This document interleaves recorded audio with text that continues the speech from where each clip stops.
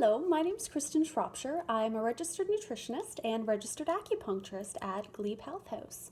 I'm also a faculty member of the Institute of Holistic Nutrition's Ottawa campus. Today I'd like to take a few moments to talk to you about anxiety and mental illness. I'm not sure if you're aware, but anxiety and mental illness have reached epidemic levels in Canada. According to the Canadian Mental Health Association, approximately 20% of Canadians will suffer from anxiety or mental illness at some point in their lifetime. That is 1 in 5 Canadians. That means that it's extremely likely that even if we haven't experienced anxiety personally, then we know someone who has experienced it or is currently experiencing it, whether it's a friend, family member, or colleague. Anyone can experience anxiety. It doesn't matter how old we are, what culture we belong to, our socioeconomic background. Anyone could potentially experience it. Thankfully, there are things that we can do to help to reduce the likelihood of experiencing anxiety or of reducing the severity from which we suffer from it. One of the key things that we can do to try to help to reduce or prevent anxiety is to minimize our caffeine intake. According to Health Canada, healthy adults want to try to consume 400 milligrams or less of caffeine per day. That is approximately 4 8-ounce cups of brewed coffee, 10 shots of espresso, or around 7 cups of green or black tea. It's a pretty significant amount. Most people will be pretty happy with that. Unfortunately, some people, myself included, will go through periods in their life where they can't tolerate caffeine, even in very small amounts. Some people can't even have a few sips of decaffeinated tea or coffee without experiencing some form of excitation of their nervous system to the point where they might feel really jittery or their heart might start racing, some of the classic signs and symptoms of anxiety. So if you're someone who suffers from anxiety, then I would strongly recommend trying to dramatically reduce or ideally eliminate caffeine from your diet, even for a couple of weeks, just to see how you feel when you don't consume it. Odds are very high that you'll feel a heck of a lot better just by doing this one thing. Another thing you can do to try to help to support your nervous system and reduce the signs and symptoms of anxiety is to really focus on blood sugar balance. There are a lot of really healthy foods that many people don't realize can actually unbalance their blood sugar.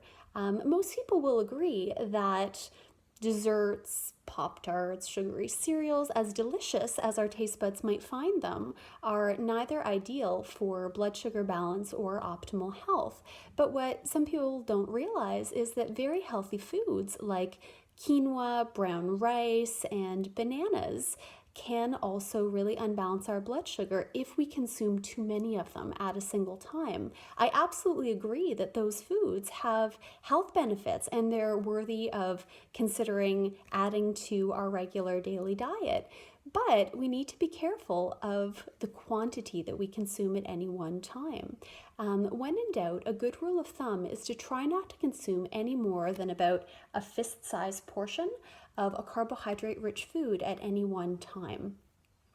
So that's a good way to try to gauge your dosage so that you can get the most nutrients from your food, but without worrying that your blood sugar might be thrown out of balance and trigger some symptoms of anxiety. Exercise is absolutely fantastic for helping to keep our nervous system feeling really good, smooth, balanced, calm. Lovely feelings. There is mounting scientific research that tells us that cardiovascular exercise can be just as effective as some of the absolute best pharmaceutical medication when it comes to controlling anxiety and mental illness. And one of the things that I love about this is that while pharmaceutical medication can have a laundry list of side effects, there are no known side effects to cardiovascular exercise other than potentially a little bit of soreness following the use of muscles that haven't been used in a while. So that's pretty fantastic. Another thing that we can do is to try to optimize our intake of magnesium and vitamin C rich foods. Magnesium is often dubbed the anti-stress mineral. Not only is magnesium required for more than 300 different chemical reactions in the body, it also helps to naturally relax our muscles. So if we can try to consume foods rich in magnesium, such as pumpkin seeds and green leafy vegetables like Swiss chard and collard, you might find that you naturally cope with stress better. Stress is going to happen. It's an unfortunate part of life, but if we can get ourselves into a state of balance, then some things that really stressed us out might not bother us in quite the same way. It's actually quite miraculous.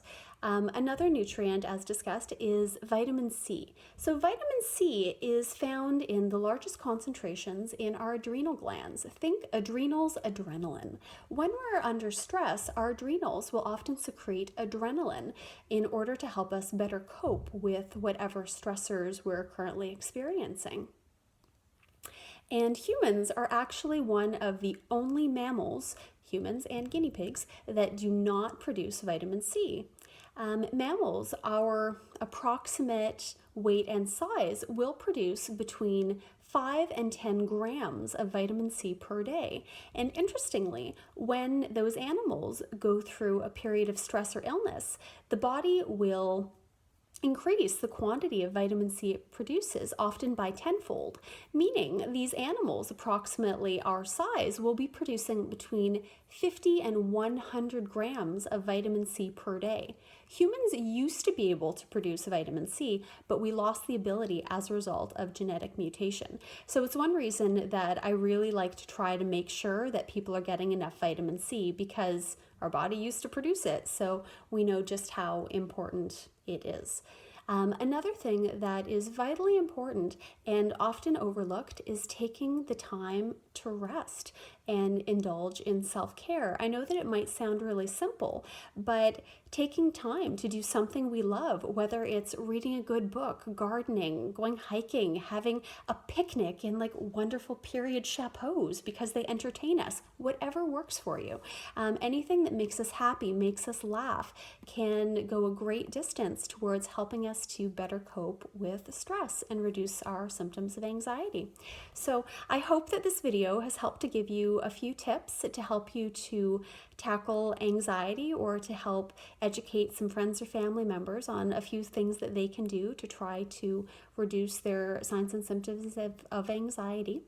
I'm going to be at the Healthy Brain and Body Show along with my colleagues from Glebe Health House this weekend. I will personally be there on Saturday, but someone from our clinic will be there on both Saturday and Sunday for the full duration. I personally practice acupuncture and nutrition. Those are the tools that I use to try to help to promote optimal health and wellness. But I do work at a multidisciplinary clinic where we offer services ranging from acupuncture and nutrition to registered massage therapy, physiotherapy, psychotherapy. There are a wide range of services and practitioners that I think can help to support you in whatever you're dealing with if you feel that you would like a little bit of extra help. So I hope you have a great day, and I would love to see you if you do come to the Healthy Brain and Body Show at the EY Center this weekend. We are going to be at corner booth 320. Have a great day, and thanks for watching. Bye.